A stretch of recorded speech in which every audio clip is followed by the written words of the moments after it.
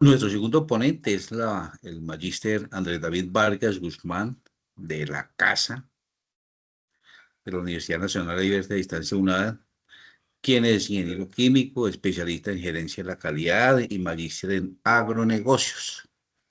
Por supuesto, pertenece a nuestro grupo de investigación INJU Macizo y cuenta ya con una trayectoria en la elaboración del biochar. Nos acompaña hoy con la ponencia.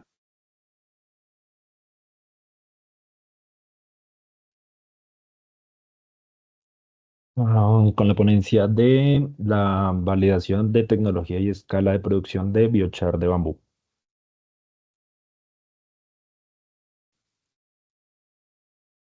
¿Ya inició de una vez? Bueno, entonces espérenme, comparto la pantalla y me confirman si ahí se está viendo bien la presentación. Se ve Perfecto. perfecto. Listo, entonces, buenos días para todos los asistentes y por supuesto el equipo que organizó este webinar.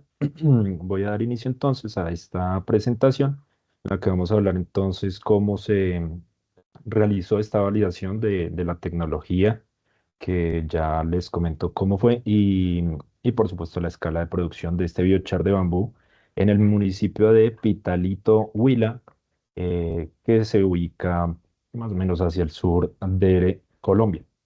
Entonces, primero pues hablar un poco de por qué es necesario validar esta tecnología, especialmente en el municipio de Pitalito. Allí contamos con una cantidad bastante amplia, una disponibilidad alta de lo que es la guadua angustifolia Kuhn. Ese fue un proyecto de investigación que se realizó efectivamente con el ingeniero William, que aquí nos acompaña, con el ingeniero Gustavo. Ellos determinaron la cantidad de guadua que había en la región, es bastante alta, entonces pues una materia prima que nos está aprovechando, digamos que de manera sostenible, se está desaprovechando. Entonces allí podemos ver, por ejemplo, lo que es la generación de residuos de guadua que se producen principalmente al momento de realizar construcciones con guadua, como ya lo mencionó el ingeniero. Esto lo podríamos aprovechar, como lo dijo él, un único uso de todos los que hay es la producción de biochar. Eso pues le da un mayor valor económico en este caso a lo que es esos residuos de guado.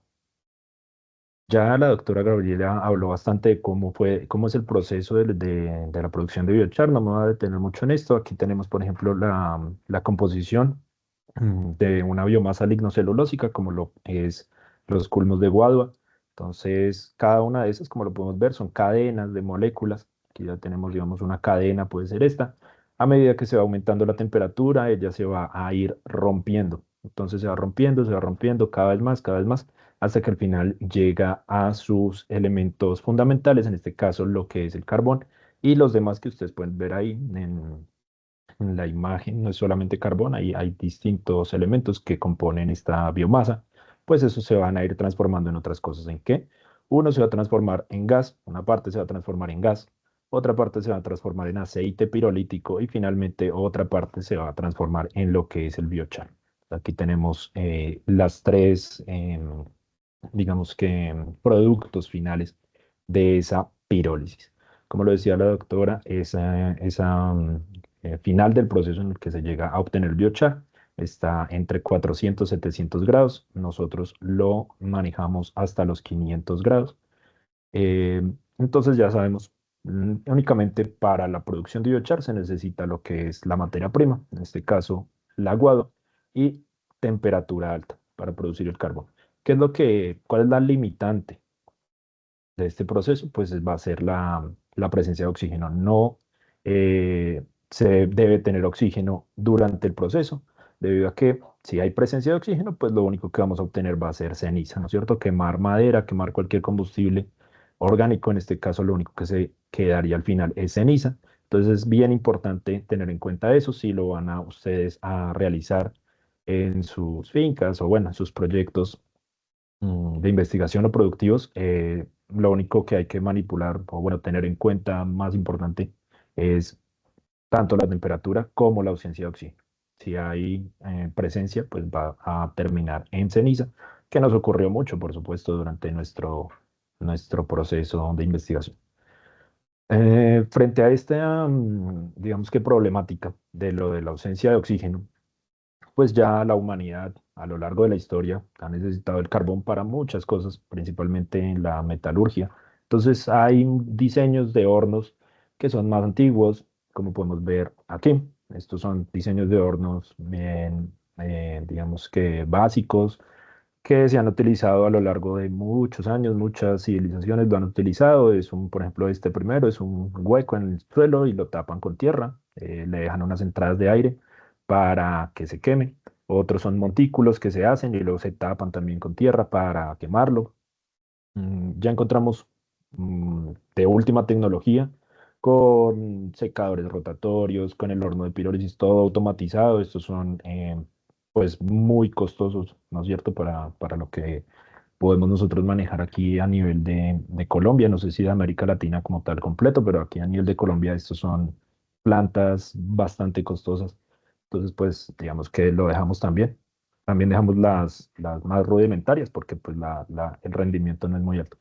Y nos fuimos por algo parecido a esto. Entonces hay como un intermedio entre tecnología y economía. Encontramos distintos métodos para la producción de este carbón. Entre esos, pues aquí podemos ver un horno tipo Missouri. Aquí podemos ver un horno ya con cámaras adentro. Este, pues ya son, digamos que son distintos. Hay muchísimos. Estos no son los únicos. Hay muchos, muchos, muchos diseños para hornos para la producción de carbón vegetal y de biochar.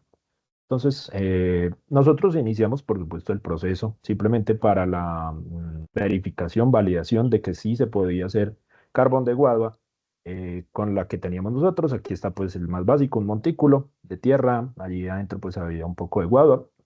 Se hizo el proceso y se obtuvo una cantidad mínima de carbón, pero pues ya sabiendo que sí se puede obtener el carbón de guadua, decidimos implementar pues las siguientes tecnologías. Aquí la podemos ver un hueco en el piso, como lo veíamos anteriormente, la más rudimentaria.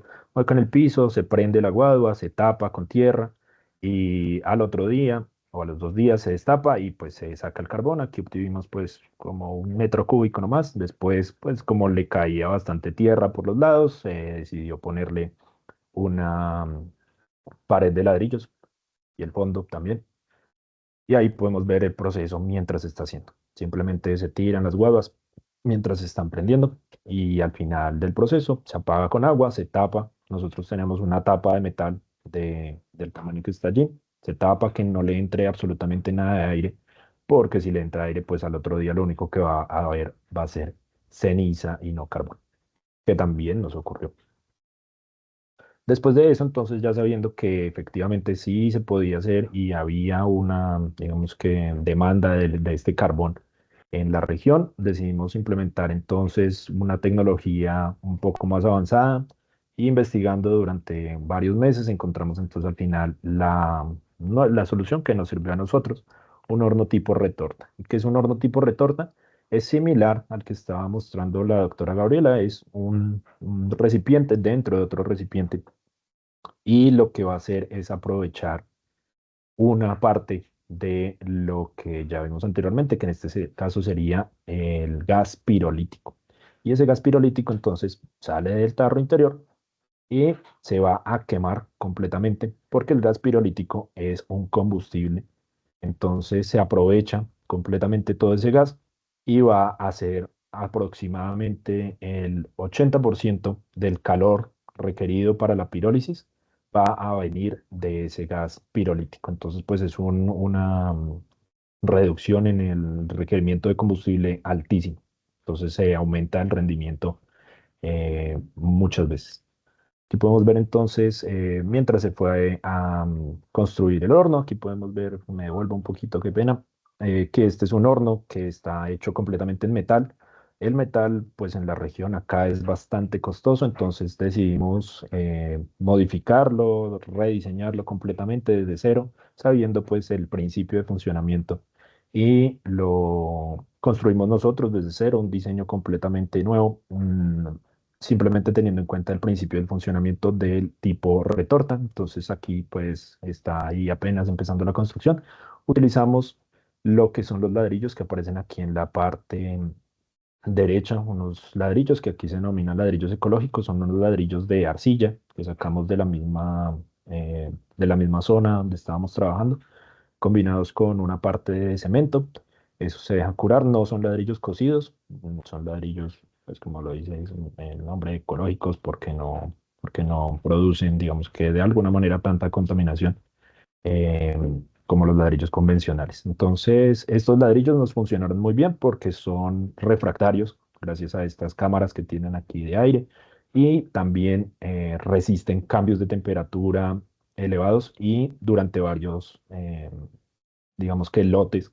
Lo que no ocurrió con los ladrillos convencionales, todos estos ladrillos que ustedes pueden ver aquí a la parte izquierda, que son ladrillos convencionales, todos esos tuvimos que cambiarlos después por estos tipos de ladrillos porque eh, se dañaban, se rompían, se quebraban todos, entonces pues tocó cambiarlos al final todos por estos ladrillos ecológicos. Aquí, qué pena, me robé, doctora Gabriela, la imagen porque no encontré yo una donde se viera bien el gas pirolítico. Aquí lo podemos ver la imagen que ella mostró. Estos son el gas pirolítico y el gas pirolítico. Aquí en la parte del centro podemos ver es combustible. Aquí pues está saliendo, solamente que no se veía bien.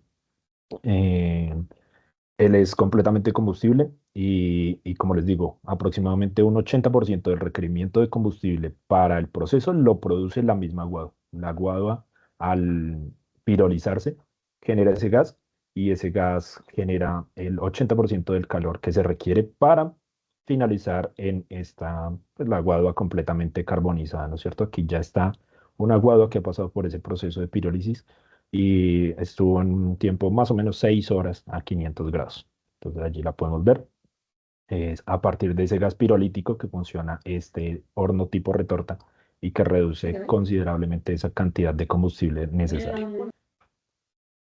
Frente al diseño, aquí podemos ver ya el horno terminado. Acá pues qué pena, no tengo como más fotos, ni planos, ni nada. Tiene una chimenea, que podemos ver aquí, una chimenea, la chimenea es de 3 4 metros más o menos. El volumen total de este horno es de 3.000 litros. La capacidad de carga en volumen es de aproximadamente 1.000 litros de espacio tiene adentro para la biomasa. En masa, más o menos, los 1.000 litros nos pesaron aproximadamente 280 kilogramos, porque pues no se llena completamente los 1.000 litros entre las latas de guada, pues quedan espacios, ¿no es cierto? Y lo máximo que pudimos cargarle fue aproximadamente 280 kilogramos. Si se picara bien, se metiera más apretado, pues podría ser un poco mayor. El tiempo de proceso es por lotes, en este caso cada lote aproximadamente dura unas 8 horas el proceso, desde el inicio de prender el horno hasta el final de sacar ya el carbón. Y finalmente el costo de fabricación, en este caso solamente los materiales, entre 800 a 1.000 dólares, teniendo en cuenta la disponibilidad de estos ladrillos ecológicos. Se pueden utilizar ladrillos refractarios, pero pues es más costoso. Se pueden utilizar ladrillos normales, pero también digamos que hay que tener en cuenta que hay que irlos cambiando porque se van a quebrar, se van a romper. Digamos que esa es eh, la limitante principal en este tipo de horno fue todo lo que es de metal.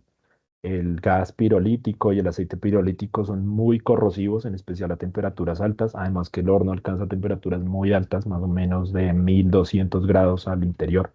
Se nos derritieron muchas termocuplas que se supone que eran para temperaturas altas de hornos industriales, eh, que se supone que debían resistir más o menos 1.300, 1.400 grados, se derritieron. Eso quiere decir pues que las temperaturas al interior del horno junto con los gases pirolíticos y el aceite pirolítico pues son muy corrosivos para el acero, entonces pues tenerlo en cuenta.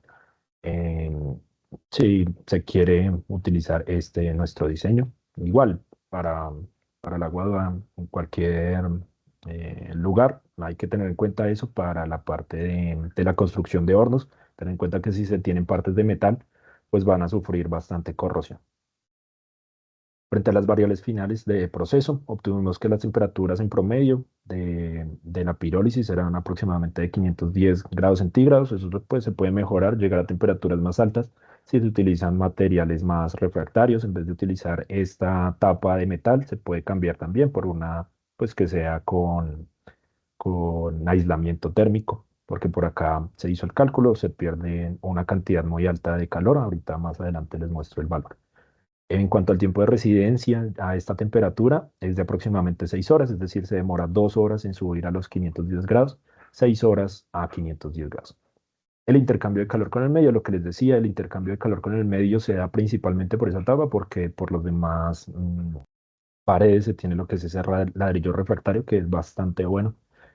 No se pierde casi nada de calor, entonces fue aproximadamente 42 gigajulios, que es una cantidad de calor que podría aprovecharse dentro del mismo horno y que se está perdiendo hacia el ambiente. El caudal de entrada de aire, en este caso nos tocó regularlo, es decir, que no es constante. Hay que manipularlo, es decir, alguien tiene que estar pendiente del proceso e irlo regulando a lo largo del proceso. Eso pues fue también, es que tuvimos bastantes meses para ajustar el proceso. Entonces, en nuestro caso, pues tocaba eso, ir regulando la entrada de aire, a veces más, a veces menos, dependiendo de cómo pues, se viera la salida de la chimenea del horno.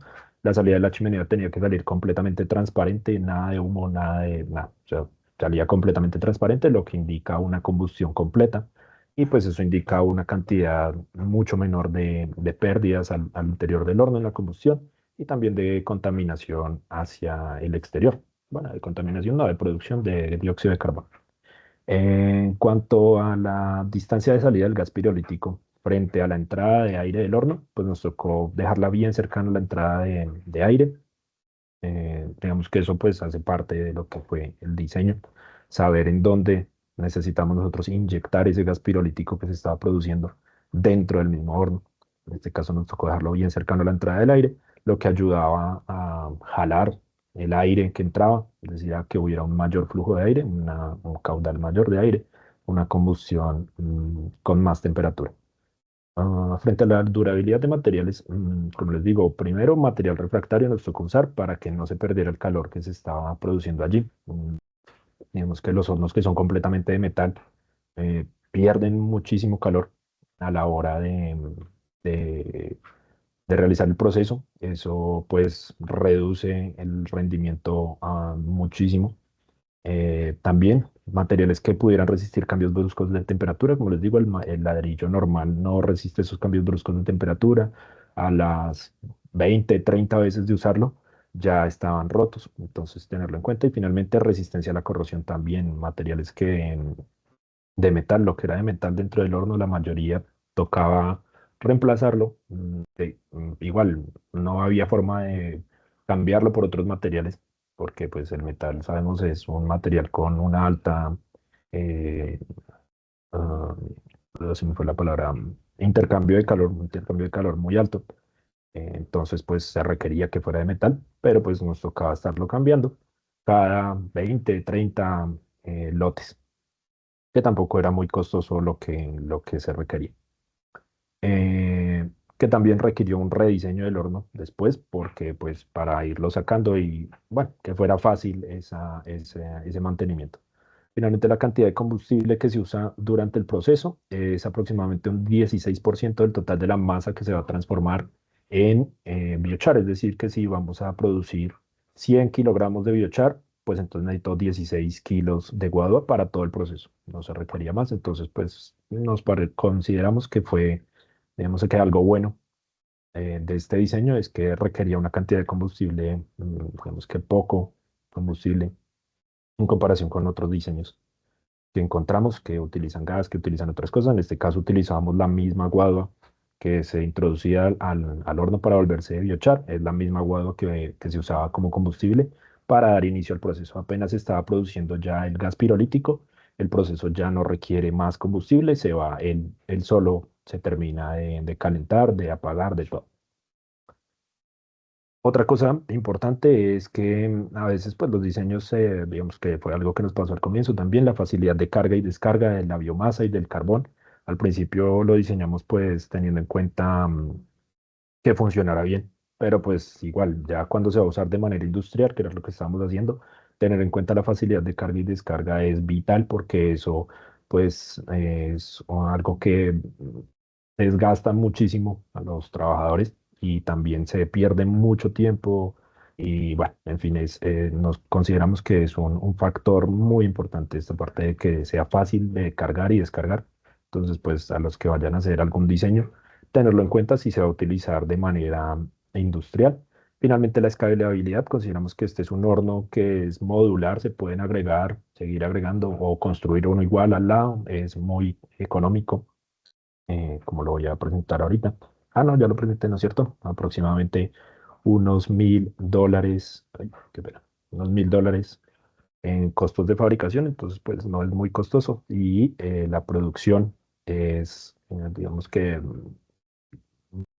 algo alta, era de unos 500 kilogramos a la semana, con un rendimiento aproximado del 27% en masa. Aquí podemos ver entonces el horno cuando está destapado. Se utilizaron lo que fueron los barriles de 200 litros. Ahí lo podemos ver. En este caso utilizamos 4 barriles de 200 litros en paralelo dentro del horno. Y pues se llenaban todos completos, se sacaba todo completo. Eso es la producción a la semana, más o menos de 500 kilogramos, jornada diurna normal de 8 horas. Entonces se sacaba en bolsas y después lo molíamos. No es necesario molerlo, pero nosotros lo molíamos porque lo necesitábamos para hacer lo que eran briquetas, pero pues bueno, eso no viene al caso. En este caso, frente a la evaluación energética y ambiental, tuvimos muy en cuenta también y se hicieron los estudios de la eficiencia del sistema y la sostenibilidad. Entonces, en este caso encontramos que el proceso como tal podría llegar a ser una empresa carbono negativo. Se podía, digamos que empezar el proceso para la certificación, pero pues por diversos motivos no lo hemos logrado todavía, no lo hemos hecho el proceso. Em, También es importante esta parte del reaprovechamiento de los gases pirolíticos. Estos gases pirolíticos, si no se queman o no se recuperan, son muy contaminantes, tienen ácidos, tienen partes de benceno, que es muy contaminante, es cancerígeno. Entonces, el reaprovechamiento de los gases pirolíticos y su combustión completa es muy importante al momento de diseñar y utilizar un horno para producción de carbón vegetal, para producción de biochar. Es muy importante que o que se recuperen todos los gases piroléticos o que se quemen completamente para evitar esos problemas. También la reducción al mínimo de dióxido de carbono liberado al ambiente, como les digo, si se aplica este biochar al suelo, se recuperan entre 2.135 a 2.155 kilogramos de dióxido de carbono equivalente por tonelada de biochar. Entonces, podría llegar a ser una empresa carbono negativo. Para eso se requiere, pues, para la certificación se requiere que vengan y hagan las pruebas de todo el proceso, desde el cultivo de guadua, todo lo que tiene que ver con la poda de la guadua, el transporte del material hasta la planta, bueno, todo hasta el final, la quema, la combustión, la aplicación dentro del suelo, todo. eh, y nos dio aproximadamente ese valor. Este valor ya tiene en cuenta la parte de carbón que va a ser, digamos que a largo plazo se mantiene dentro del suelo. Eso pues se hizo con cálculos de una empresa europea que se llama Puro Earth y nos resultó estos valores. Entonces, aproximadamente unas 2 toneladas de dióxido de carbono equivalente por tonelada de biochar aplicado al suelo mediante este proceso que tenemos acá. Consideramos también que había una alta escalabilidad. Si se requería una producción más alta, pues se podía replicar y escalar este horno y este proceso varias veces. Y pues también que a partir de este biochar se realizó investigación y se encontró que efectivamente este biochar produce mejoras en la salud del suelo, pero pues es otra investigación distinta. En cuanto a las conclusiones, ya para terminar, entonces pues efectivamente consideramos que fue una validación exitosa de este horno tipo retorta, nos dio buenos resultados, podía mejorarse todavía más, pero pues con lo que tuvimos consideramos que fue bastante exitoso. Tuvimos una producción bien eficiente y controlada, se podía utilizar siempre y ya simplemente lo dejábamos a un operario, se le explicó cómo funcionaba el horno y él lo manejaba sin ningún problema durante un par de años. Se utilizó ese horno, ahorita ya no está en funcionamiento por otros temas, pero pues mientras estuvo allí funcionó perfecto. Eh, Consideramos también que se realizó una contribución al desarrollo de estas tecnologías sostenibles y además replicables con este horno. Y en futuras líneas, pues podría llegar a hacerse algo de automatización, principalmente en lo que es la carga y descarga, y la certificación de la calidad del biochar, que finalmente pues no la hemos hecho, caracterizar este biochar, y un escalamiento industrial, una producción mucho más alta de biochar, utilizando este mismo tipo de horno. Entonces, bueno, ya con eso finalizo. Muchas gracias a todos por su atención. Y aquí, pues, una frasecita final, que el biochar, pues, representa la unión entre la ciencia, la sostenibilidad y el territorio. Recordemos que este biochar se aplica al suelo, mejora la salud del suelo y además de eso, tiene una captura de carbono muy alta. Entonces, consideramos que es muy importante este material frente a lo que es la sostenibilidad y el territorio. Muchas gracias por su atención.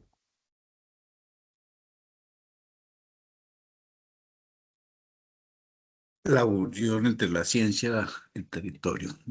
Qué bueno, Andrés David, muchas gracias. Lo mismo queda ese chat reventado de preguntas. Eh, Hemos logrado ya llamar la atención. Somos alrededor de 150 participantes interesados en este tema y sabemos que va a mejorar. Se reitera a los asistentes, por favor, el listado de asistencia, ¿sí? Es fundamental. Como universidad también se requiere confrontar esta información con de los asistentes. Y también hay un formulario de preguntas para que nos queden las preguntas inscritas acá. Si el espacio no alcanza, se le dará, por supuesto, respuesta a los correos y informarles que esta grabación queda en la página de la RIUCHI. Toda esta información y todo lo que creamos en estos webinars y por supuesto va a ser publicados en revistas y en libros.